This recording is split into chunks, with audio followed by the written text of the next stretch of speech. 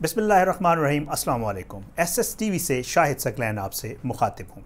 आज की इस वीडियो में मैं आपको चंद ऐसी डेवलपमेंट्स बताऊंगा जो आज के दिन में हुई हैं और उसके हवाले से आपको ये बताऊंगा कि आने वाले दिनों में बाकायदा तौर पे गन साफ़ होने जा रहा है और माफियाज़ के ख़िलाफ़ बाकायदा तौर पे अदलिया, हुकूमत और जो मुक़्तदर इदारे हैं वो उन्होंने इत्तफ़ाक़ कर लिया है, मुत्तफ़िक हो गए हैं कि ये जो माफियाज़, ये जो कार्टल्स, ये जो लुटेरे, ये जो जितने भी लोग हैं उनको अब नहीं छोड़ा जाएगा। इस हवाले से कुछ गुज़श्ता दिनों में कुछ डेवलपमेंट्स हुई हैं और कुछ आज हुई हैं, उसके हवाले से बात करेंगे।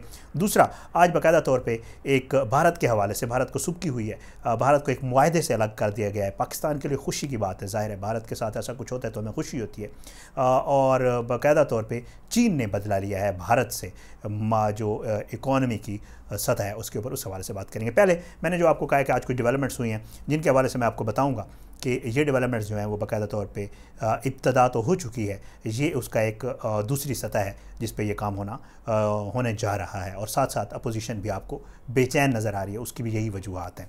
आज सुप्रीम कोर्ट ऑफ पाकिस्तान ने बाकायदा तौर पे शुगर मिल मालकान के ख़िलाफ़ कार्रवाई की इजाज़त दे दी है जनाब हुकूमत को। शुगर मिल मालकान जो हैं वो गए हुए थे, पहले इस्लामाबाद हाई कोर्ट से उन्होंने स्टे लिया, वहाँ से वो स्टे खारिज हुआ, ये आपको पता है, सारी एक लंबी कहानी है। उसके बाद वो सिंध हाई कोर्ट चले गए थे और वहाँ पे स्टे था। अब सुप्रीम कोर्ट में ये मामला आया तो सुप्रीम कोर्ट ने बाकायदा तौर पे ये स्टे खारिज कर दिया है और शुगर इंक्वायरी रिपोर्ट पर अमल दरामद से रोकने से मुतल्लिक सिंध हाई कोर्ट का हुक्म जो है उसे खारिज करते हुए हुकूमत को कमीशन की सिफारिशात की रोशनी में शुगर मिल मालकान के ख़िलाफ़ कार्रवाई की इजाज़त दे दी है। अच्छा, इसमें chief justice of Pakistan justice Gulzar Ahmed समेत ये 3 रुकनी जो है ये बेंच था जिसने समाअत की है और उन्होंने मुख्तसर फ़ैसले में वफाकी हुकूमत को कानून के मुताबिक शुगर मिल मालकान के ख़िलाफ़ कार्रवाई की इजाज़त दे दी। साथ में कुछ पाबंदियाँ लगाई हैं कि वज़रा वगैरह आके बयान नहीं देंगे। वहाँ पे जो शुगर मिल के जो वकला हैं उन्होंने काफ़ी कोशिश की और कहा कि जी हमारा मीडिया ट्रायल होता है और बहुत सारी बातें होती हैं और ये और वो, इस तरह की डिले करने की उन्होंने कोशिश की। लेकिन जो अटॉर्नी जनरल ऑफ पाकिस्तान है उन्होंने बाकायदा बताया कि जी 9 मिलों का फोरेंसिक ऑडिट हुआ था, मज़ीद काम करने जा रहे हैं, कमीशंस बनाने जा रहे हैं पेट्रोल के हवाले से, दूसरे मामलात के ऊपर। इस तरह के अगर मामलात होंगे और डिले होंगे तो हमारी कार्रवाइयों में थोड़ा सा डिले होगा। तो इसके ऊपर सुप्रीम कोर्ट ऑफ पाकिस्तान ने इजाज़त दे दी, उनको साथ ही तंबीह की है कि इसके हवाले से जो है अनबाइस्ड कार्रवाई की जाए। और उन्होंने साथ साथ जो इंट्रा कोर्ट अपील्स हैं सिंध हाई कोर्ट में और इस्लामाबाद हाई कोर्ट में उसको 3 हफ्ते में ख़त्म करने का भी हुक्म जारी किया है सुप्रीम कोर्ट ऑफ पाकिस्तान ने। एक मामला ये माफिया है शुगर, आपको पता है शुगर एक माफिया कार्टेल है, पूरे मिल्स मालकान इकट्ठे होकर लूटते हैं लोगों को, चीनी की कीमत बढ़ाते हैं, पूरी रिपोर्ट आई है उसके ऊपर। तो मेरे ख्याल से इसकी तफसील में जाना, ये एक ख़बर थी जो मैंने आपको देनी। दूसरी खबर, नवाज़ शरीफ साहब को जो बाकायदा तौर पे इश्तिहारी करार देने की कार्रवाई है वो जारी हो गई है, शुरू हो गई है। कोर्ट ने ये कहा है कि हमने इश्तिहारी, क्योंकि ख़ुद जानबूझ के पेश नहीं हो रहे, इस वजह से हमने बाकायदा तौर पे उनको इश्तिहारी करार देने की, उन्होंने कल जाती उम्रा के ऊपर नोटिस वगैरह लगाए थे। आज कहा यह जा रहा है कि लंदन वाले उनके घर के ऊपर नोटिस लग जाएंगे और साथ में अगर उन्होंने जवाब जमा ना करवाया तो उसके बाद उनको इश्तिहारी करार बाकायदा तौर पे दे दिया जाएगा। ये तो हुआ नवाज़ शरीफ साहब के हवाले से। शहबाज शरीफ साहब के हवाले से नैब ने आज इजलास हुआ है, नैब में कुछ और कार्रवाइयों की इजाज़त दे दी गई है। शहबाज शरीफ साहब, सरताज अजीज़ साहब और राना इकबाल साहब के ख़िलाफ़ इंक्वायरी की मंजूरी दे दी गई है और बाकायदा तौर पे जो मामला चल रहे हैं वो तो हैं और भी मंजूरी दे दी गई है। ये एक और मामला है। सदर आसिफ अली जरदारी साहब, उनके ख़िलाफ़ 4 अगस्त को डेट हो गई है और ठट्ठा वाटर सप्लाई जो वो है केस है उसमें भी फ़र्द जुर्म आयद होने जा रही है। कोर्ट ने कहा है कि जी हम मज़ीद डिले नहीं कर सकते, अब हम फ़र्द जुर्म आयद करेंगे। ये हैं वो मामलात जो मैं आपको कह रहा था। आगे चल के मैं आपको ये बताता हूँ कि ये बेचैनी का सबब बन रहे हैं अपोजिशन में और ये बेचैनी आपको बाकायदा तौर पे नज़र आ रही होगी और ये बेचैनी आपको नज़र आई होगी बिलावल भुट्टो साहब की प्रेस कॉन्फ्रेंस में कल में। बाकायदा तौर पे उन्होंने उनको समझ नहीं आ रहा था वो क्या करें। वज़ीर-ए-आज़म के हवाले से भी बातें की, उनकी हमशीरा के हवाले से भी बातें की, जो भी की, बहरहाल ये उनका अपना एक मौक़िफ़ है, वो कर सकते हैं ज़ाहिर है। लेकिन आपको बाकायदा नज़र आया होगा कि वो बेचैन हैं, बेकरार हैं, कुछ मसला है, ये वो मसाइल हैं। अच्छा, उसके अलावा अपोजिशन एकदम से फिर एक्टिव हुई है, आपको ये भी नज़र आ रहा होगा। मौलाना फजल रहमान जो हमेशा किरदार अदा करते हैं इस तरह के मामलात में, वो एक्टिव हुए हैं। जरदारी से मुलाकात हुई है उनकी, शहबाज शरीफ से टेलीफोनिक रब्ते हैं, इकट्ठे होने की कोशिश कर रहे हैं, APC में बुलाने की कोशिश कर रहे हैं। मौलाना फजल रहमान साहब ने बाकायदा तौर पर, पहले भी मैंने अपनी एक वीडियो में बताया था, आज दोबारा बता रहा हूँ, उन्होंने बाकायदा तौर पर ये कहा है कि 6 महीने अगर इमरान खान मज़ीद रहा तो शायद फिर बचना मुश्किल है, बचना महाल हो जाएगा। तो उससे पहले पहले ही सूरत हाल को ठीक कर लिया जाए, क्लियर कर लिया जाए, तरीके दम एतमाद ले आई जाए, इमरान खान की हुकूमत को गिराया जाए, इमरान खान को हटाया जाए, PTI से कोई और आ जाए, खैर है, इमरान खान ना हो। तो ये सूरत हाल चल रही है हुकूमत और अपोजिशन के दौरान, और अपोजिशन परेशान है, बेचैन है। अपोजिशन का किरदार अदा नहीं कर पा रही। कौमी बहुत सारे मामला चल रहे हैं, लोड शेडिंग है, के इलेक्ट्रिक का इशू है, महंगाई है, बेरोज़गारी है, बहुत सारे जो बजट के हवाले से बातें हैं, हर जगह पे मिस गवर्नेंस है। बहुत सारे मसाइल हैं जिनके ऊपर अपोजिशन अवाम को बाकायदा इकट्ठा कर सकती है, अवाम से अपनी फेवर में सब कुछ ले सकती है, लेकिन अपोजिशन को अपनी पड़ी हुई है। ज़ाती मामलात जो है वो कौमी मामलात के ऊपर तरजीह बन के आ रहे हैं। जहाँ भी बात हो रही है, चाहे वो पीपल्स पार्टी कर रही हो, चाहे नून लीग कर रही हो, चाहे मौलाना फजल रहमान कर रहा हो, कोई भी जमात कर रही हो, वो अपनी ज़ाती मामलात के ऊपर बात कर रही है।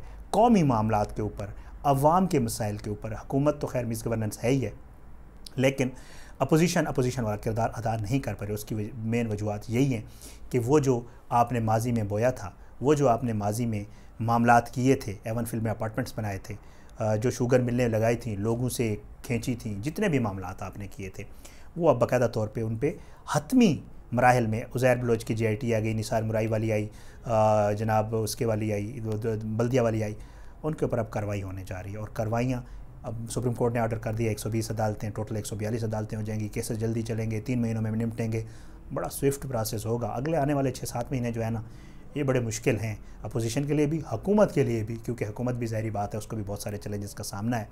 तो अब जो आने वाले दिन हैं वो बड़े फ़ैसला कौन है, बड़े सख्त किस्म के फ़ैसले करने पड़ रहे हैं हुकूमत को भी, हर लेवल पे। अपोजिशन के हवाले से भी बड़े सख्त हैं, और शायद मज़ीद केसेस खुलेंगे। बाहर जो बैठे हैं वो भी शायद वापस आ जाएँ, लाया जाए, चाहे जहांगीर तरीन हो, चाहे नवाज़ शरीफ हो, जो भी हो। तो बहरहाल ये आने वाले दिन जो हैं, ये इस बात का पेश खैमा है कि आने वाले दिन बड़ा मुश्किल है। ये तो थी अपोजिशन की बेचैनी और जो गंद साफ़ होने की, माफियाज़ के ख़िलाफ़ जो एक्शन की, उसके बाद के हवाले से। अब मैं आगे चलता हूँ। ईरान ने एक बहुत बड़ा स्टेप लिया है। 4 साल पहले एक मुआहदा हुआ था भारत और ईरान के दरमियान, उसमें अफ़गानिस्तान भी शामिल था, और उसमें एक रेलवे लाइन बिछाई जानी थी। बाकायदा तौर पे भारत रास्ता चाह रहा था अफ़गानिस्तान से जुड़ के, जो लैंड लॉक कंट्रीज़ हैं उनके साथ एक रास्ता चाह रहा था मुतबादिल रूट के तौर पे।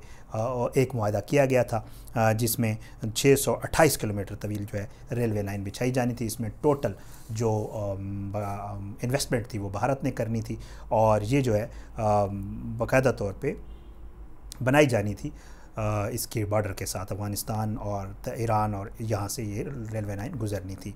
अब बाकायदा तौर पे ईरान ने फ़ंड्स में ताख़ीर को वजह बना के भारत को चाबहार रेलवे मंसूबे से अलग कर दिया है। अब भारत उस मंसूबे में नहीं है, और बाकायदा तौर पे जो भारत ने प्लान किया था यहाँ से मुतबादिल रूट का, यहाँ से बाकायदा तौर पे अपनी चीज़ों को दूसरी ममालिक की मंडियों तक पहुँचाने का, और गवादर के जो मुकाबले में खड़ा करना चाह रहा था भारत ईरान में चाबहार को, वो उसका जो ख्वाब है वो आज ख़त्म हो गया। और इसमें एक अहम किरदार अदा किया चाइना ने, जो पाकिस्तान का बेहतरीन दोस्त है। चाइना के अपने भी मामलात हैं ईरान के साथ। चीन ने जो है वो 400 अरब रुपए के एग्रीमेंट्स किए हैं ईरान के साथ, और ये स्ट्रेटजिक साझेदारी के मंसूबे हैं। तो चीन जो है उसने कहा था भारत को कि आप अमेरिका की शह के ऊपर हमारे साथ मामलात ख़राब ना करें, हम मालियाती तौर पे आपको इतना ख़राब कर देंगे, आपको घुटनों पे ले आएंगे कि आप अगली दहाइयों में भी अपने पाँव पे खड़े नहीं हो सकेंगे। इसका बाकायदा तौर पे टिकटॉक और दूसरी ऐप्स तो बंद कर दी भारत ने, और अर्नाब गोस्वामी बड़ा खुश हो के बता रहा था कि ये हमने हमला कर दिया। अब चीन ने अपना काम कर दिया, और अब बाकायदा तौर पर चाबहार का जो रेलवे मनसूबा है उससे भारत अलग हो गया है। अब वो जो रेलवे मनसूबा है वो कहा यह जा रहा है कि ईरान जो है वो ख़ुद अपने ही फंड से ये करेगा। और द हिंदू ने ये रिपोर्ट किया है कि भारत से माली मुआवनत पर इन्हिसार करने की बजाय अपने ईरानी नेशनल डेवलपमेंट फ़ंड में से $40 करोड़ इस मंसूबे के लिए इस्तेमाल किए जाएंगे। मोदी को हज़ीमत का सामना करना पड़ रहा है। कांग्रेस वाले लगे हुए हैं, मोदी को कह रहे हैं कि आपको अंदरूनी तौर पे तो आप शिकस्त खुर्दा हैं, आपकी पॉलिसियाँ नाकाम हुई हैं, लेकिन अब सफारती महाज पे भी आपकी नाकामी आश्कार हो गई है, और चीन ने कामयाबी हासिल की है सफारती महाज पे, और ईरान को बाकायदा तौर पे ईरान ने ये कर दिया है कि उसने भारत को अलग कर दिया है इस मुआहदे से। बहुत ज़बरदस्त इसके इम्प्लिकेशंस होने जा रही हैं आने वाले दिनों में। और ये जो है ईरान को इसमें बड़ी हेल्प होगी, क्योंकि अमेरिका ने पाबंदियां लगा दी थी। अब चीन जो है वो ईरान से तेल भी लेगा, बहुत सारे उनके मुआहदे हुए हैं आपस में। ईरान की इकॉनमी बेहतर होगी, वहाँ पे जो इंफ्रास्ट्रक्चर है वो बेहतर होगा। और जो सिचुएशन एक कोशिश की जा रही थी भारत की तरफ से, पहले कोशिश की गई चीन के साथ मामलात ख़राब करके लद्दाख, गिलगित बल्तिस्तान और इधर इस मामले को ख़राब करने की, उसमें मुंह की खानी पड़ी। और अब जो एक गवादर के हवाले से एक मंसूबा बनाया था भारत ने, और वो ये सोच रहा था कि वो ईरान के साथ चाबहार में शामिल होकर शायद गवादर को टारगेट करेगा, वो भी उसका ख़त्म हो गया है। अमेरिका बैक पे है भारत के, इसमें कोई शक नहीं है, लेकिन चीन ने यह साबित कर दिया है कि अगर वो चाहे तो वो माली तौर पे और माशी तौर पे भारत को घुटने टेकने पर मजबूर कर सकता है। ये अच्छी खबर थी एक चीन और भारत के हवाले से भी और ईरान के हवाले से भी, ये भी आज शेयर करना ज़रूरी थी। आज की इस वीडियो से इतना ही। मेरे यूट्यूब चैनल SSTV को सब्सक्राइब करें, बेल आइकन को ज़रूर क्लिक करें। अगली किसी आने वाली वीडियो तक के लिए मुझे इजाज़त दें। मैं आपका बहुत शुक्रगुज़ार हूँ। अल्लाह हाफ़िज़।